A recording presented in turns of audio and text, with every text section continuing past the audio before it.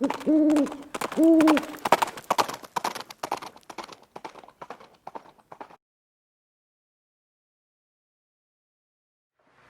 guys, it's Viejo here. We're right at the end of May here in 2025. I'm out here in the garage getting some casting done today, and I thought that it might be a good time to get started on another short little series that I want to do. And this is about a question that I frequently get from people who want to start casting. And the first question is usually, Viejo, what pot should I get? Or what mold should I get? And my answer to that usually is nothing yet. I think there are some important considerations that need to be paid attention to before you go out and buy any gear at all. Now, however many bullet casters are out there, that's how many answers you get to that very same question or questions. But the question put to me was, Viejo, what do you recommend? So that's what you're going to get here. So let's talk about these other considerations that need to be taken into account. And the first thing that I want to talk about is, can I do this at all? All right, and this is going to be about some infrastructure in your home environment or wherever it is that you plan on doing the casting. So I want to pay a little bit of respect to that idea. All right, some of this stuff, this one's, sorry, C-130. I don't know if you saw him in the background, but anyway, we need some electricity, yeah? Okay, you can do this with a gas pot, but it's trickier. The electric ones, I think, are better. And we want to do this in an environment that's well ventilated and probably outdoors. Now, I know that there are some climatic considerations depending on what part of the world you live in. We don't cast in the rain, and it can be so hot sometimes that you just don't want to be literally standing over a hot stove. It's just kind of tough to be out in some of those conditions. So absent that, you can adapt to rain. You can just not cast on rainy days, and you can find times when you can cast when the weather is too hot or humid or both. All right, so we'll not consider the weather considerations first. So these pots have electrical requirements as far as amperage goes. So you need a circuit that can handle it. Let's take a quick look. Okay, you're going to need some power. Okay, we come around here and look at this Lyman pot. Okay, 110 volts. Okay, at 10 amps, 850 watts. Okay, let's look at the RCDS pot, okay, talking about 800 watts. And this Lee Pro 420 pot specifies 700 watts. So we need power available to run the pot, okay, as well as a fan if you're going to run a fan. Okay, external lights. Okay, these guys don't have any lights built in, so I like to have some light under there. So you'll have to do a little bit of calculation to make sure you've got the power infrastructure that's going to be necessary. Some overhead lighting is nice to have also, okay, if you can manage that. All right, so now that that's out of the way, and you say, yeah, okay, I got a 15 amp circuit, that should be enough to run the pot and the extra lighting and so forth, and it probably is. The next thing you need to take a look at is, do I have a space to do this? And as I mentioned before, it should be outdoors or at least well ventilated. I'm here in the threshold of my garage, and I got a fan running, keep the fumes out of the garage and out of my face. And we need some room. Okay. I think the first thing you need to think about is, do I have a place where I can do this safely and ergonomically and confidently? Okay, I do my casting in the threshold of my garage here. All right, got plenty of ventilation. Keep a fan. We'll talk about that later. But you don't want to do this indoors. There's not a real issue about lead vapor. We're not getting it that hot enough, but there's other stuff in our alloys also. And the time is going to come when we're going to need to flux that material, and it's going to be smoky and it's going to stink up your house. So you want to be outdoors.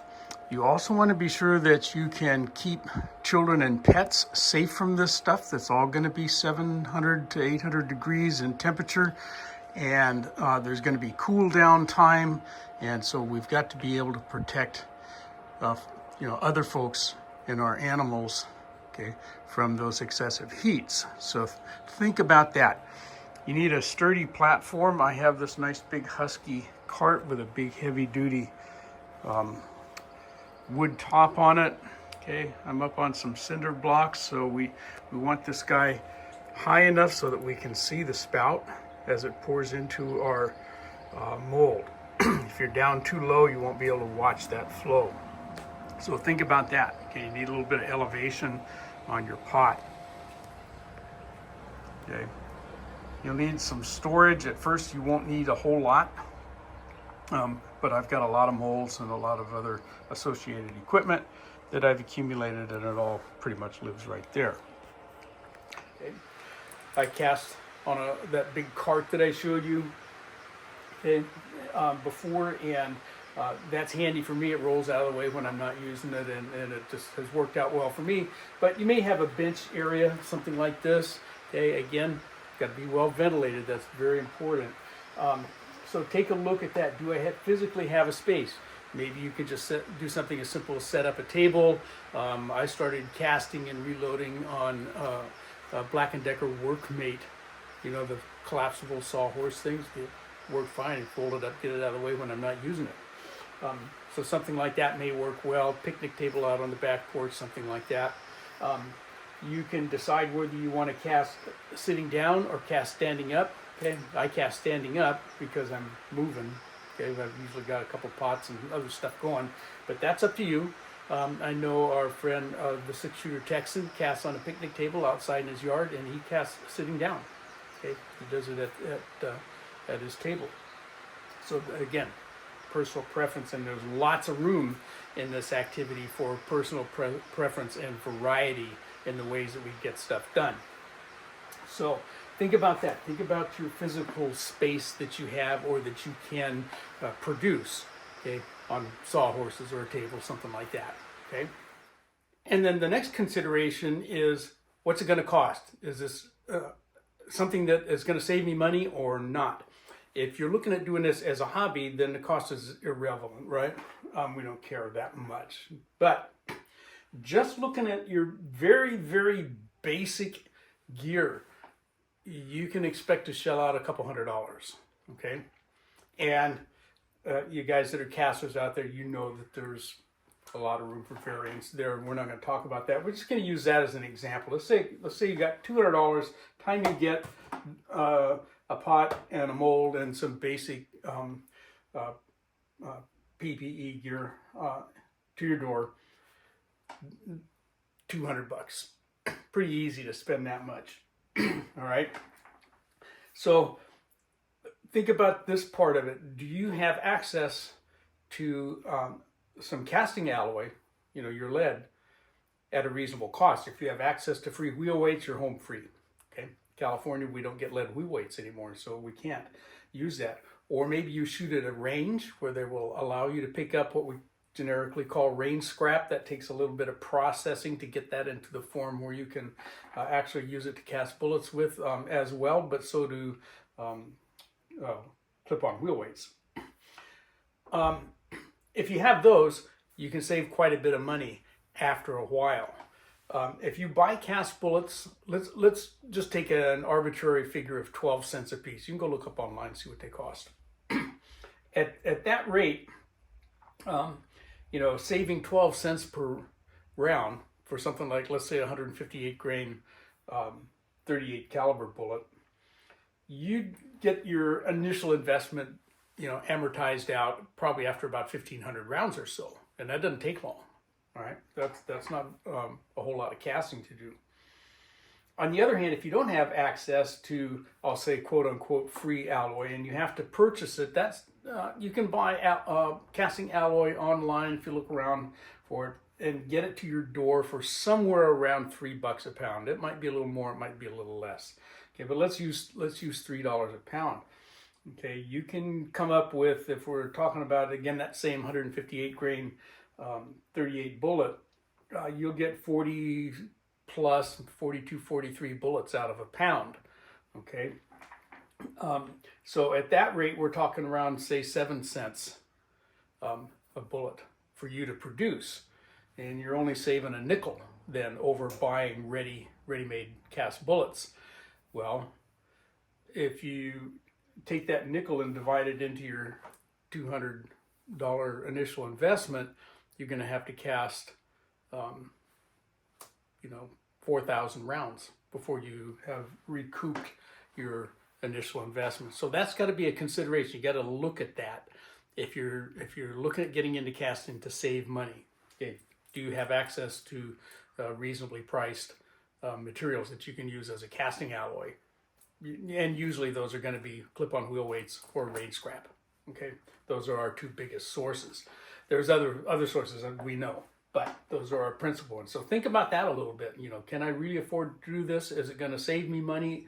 And if you don't have access to a good source for alloy, it's going to take you a while to recoup your cost of your initial investment there.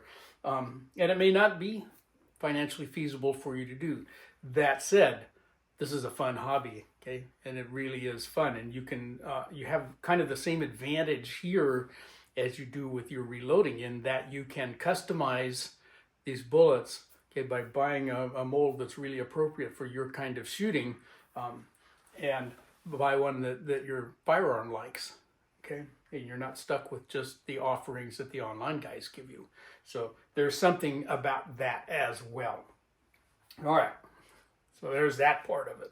All right, so you've been through that assessment, okay? You've got the space, you're well ventilated, you got a bench area you can work with, you've got the infrastructure for the electricity, all of that stuff. You say, yeah, I can swing that. I think I can put together the coin, to get the, basic startup equipment. We'll talk about that next time. But am I ready to run out and buy the gear now? No, not quite. Okay, there's homework. I know. Okay, but you got to do it. I want you to get this book right here. Okay, the Lyman Cast Bullet Handbook, 4th edition. This is kind of like the Bible for bullet casters. There's other sources, but you need some kind of a reference source. You need to see something in black and white besides listening to me or listening to CW or listening to the 6-Shooter Texan or whoever you want. Okay, this is the foundation right here. What this book has is a whole lot of load data for cast bullets, and not just for Lyman molds. Okay, there's data in here for Seiko bullet molds, for Lee bullet molds, for RCBS bullet molds alike. Okay, but for getting started, it's the first 100 pages in here that you really do need to sit down and go through. It talks all about the science of bullet casting, alloys, tools and equipment, all that kind of stuff you need to read through, and it's going to tell you about the gear. Okay. They're going to be talking mostly about Lyman equipment, of course, because it's their book, but very important reading for you, okay, to get started. So do that, okay, spend the money. They're not expensive. You can get this from any of your online reloading resources or Amazon, okay, wherever you want. But get it and read those first 100 pages, and after that, it's all load data for cast bullets. But that's very important, okay? All right, so once you've been through all of that, then you've got your homework done, okay? Then we can start talking about what gear you're going to need, and you'll have a better idea about what I'm talking about there. All right, that's going to do it for this introductory piece. You make your assessment about your casting environment. You read through the first chapter, first several chapters, first 100 pages in the Lyman manual. Decide for yourself, yeah, this is something that I'm going to do, and then in the next video, we'll talk about what I think is appropriate beginner equipment for you to start rounding up, and it's going to be more than you think. Okay, I mean, there's more than just the pot and the mold. We'll talk about those for sure, but there's some other things that you're going to need as well. So that's going to probably be several days, maybe a week down the road. I've got other projects in the works here, as you know, if you've been following the channel.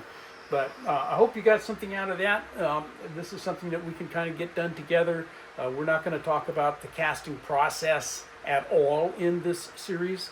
We're just going to talk about answers to the question, what should I get first? Okay, and it's going to take probably 3 episodes. So that's it for this one. I hope you enjoyed that and got something out of it. But from the Viejo bench for now, that's all she wrote.